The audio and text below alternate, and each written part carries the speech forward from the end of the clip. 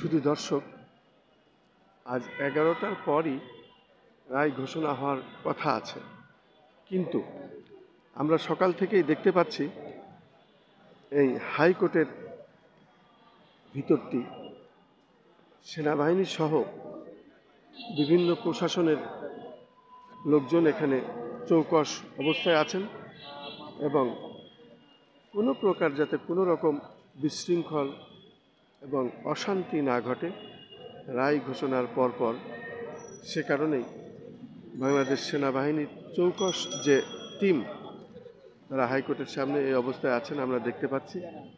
সাধারণ মানুষ চলাফেরা করছেন এবং হাইকোর্টের সামনে প্রধান গেটের সামনে মুহুর্মুহুর স্লোগান দিচ্ছে ফ্যাসিস্ট শেখ হাসিনার ফাঁসির দাবিতে। সেটাও আমরা দেখতে এলাম। আমরা দেখতে পাচ্ছি এভাবেই আন্তর্জাতিক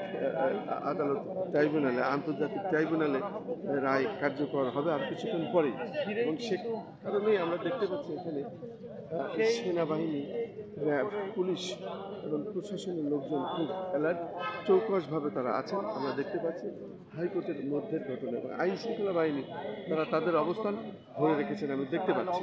এবং তারা যেহেতু ফ্যাসিস্ট শেখ হাসিনা ভারতে বসে একটা ষড়যন্ত্র করছিল এবং তারা লকডাউন ঘোষণা দিয়েছিল আজকে 13 তারিখ, কিন্তু আমরা রাজধানী ঢাকায় লকডাউনের লেশ মাত্রও দেখতে পারি নাই।